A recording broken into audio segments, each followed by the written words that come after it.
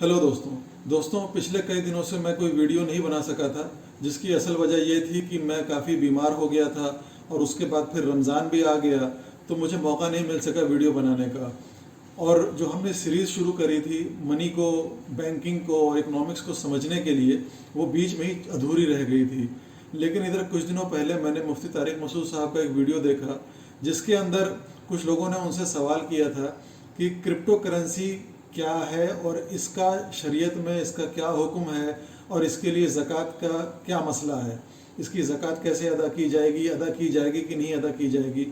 तो उसके मसले में उन्होंने ये बताया कि क्रिप्टो करेंसी का मसला चूँकि एकदम बहुत नया है और इस पर अभी बड़े बड़े उलमा जो है अभी गौर फिक्र कर रहे हैं और वो अभी किसी फाइनल नतीजे पर नहीं पहुँचे हैं, जिसकी वजह से अभी वो इस मसले पे खामोश हैं और अभी इस पर काम चल रहा है।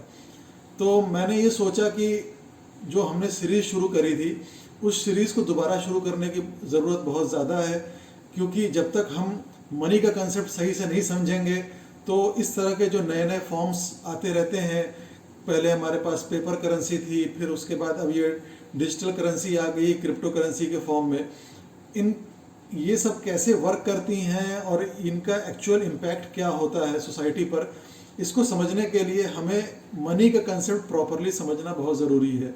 तो हमने ये सोचा कि इस सीरीज़ को जो बीच में अधूरी रह गई थी इसको दोबारा से शुरू किया जाए। तो आज से हम इस सीरीज़ को दोबारा से शुरू करने जा रहे हैं।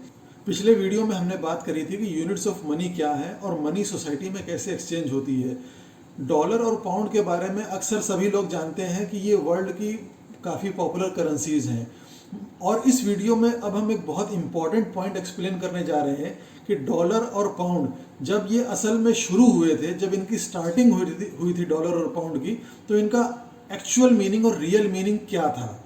डॉलर जब शुरू किया गया था तो ये गोल्ड की एक पर्टिकुलर क्वांटिटी ऑफ वेट को बताता था। जैसे हम चीज़ों के वेट के लिए किलोग्राम, ग्राम या मिलीग्राम इस तरह के यूनिट्स को इस्तेमाल करते हैं, इसी तरह डॉलर एक यूनिट थी जो कि गोल्ड के एक पर्टिकुलर वेट को बताती थी, और इसी तरह पाउंड भी एक यूनिट थी जो कि गोल्ड के एक पर्टिकुलर वेट को बताती थी। अब वो यूनिट क्या थी? गोल्ड को डिफाइन किया गया था 1/20th of N ounce of gold, यानी 1 आउंस गोल्ड का 20वां हिस्सा ये डॉलर को डिफाइन किया गया था।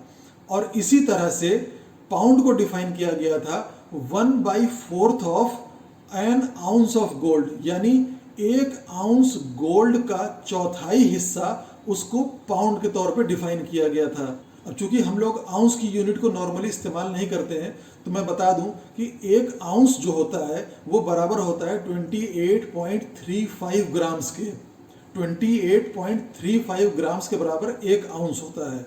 तो इस तरह से डॉलर का मतलब ये हुआ कि वो 1/20th पार्ट है एन आउंस का, यानी 1 आउंस का 20वां हिस्सा है, यानी $1 बराबर होता था 1.417 ग्राम्स ऑफ गोल्ड के। और इसी तरह से चूंकि पाउंड जो होता था वो 1/4 होता था 1 आउंस का, तो इसका मतलब होता था कि 1 पाउंड बराबर है 7.087 ग्राम्स ऑफ गोल्ड के।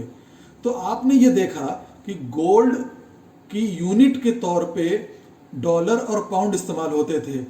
डॉलर का मतलब होता था एक खास अमाउंट ऑफ गोल्ड वेट के तौर पे, जो कि करीब करीब 1.5 ग्राम के आसपास होता था, और पाउंड का मतलब होता था एक खास अमाउंट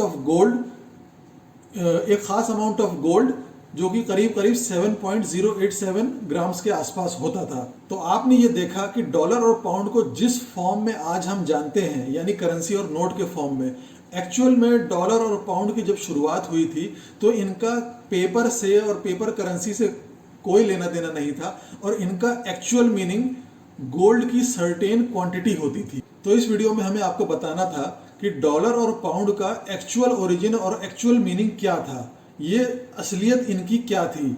नेक्स्ट वीडियो में अब हम बात करेंगे शेप ऑफ मनी के बारे में। शुक्रिया।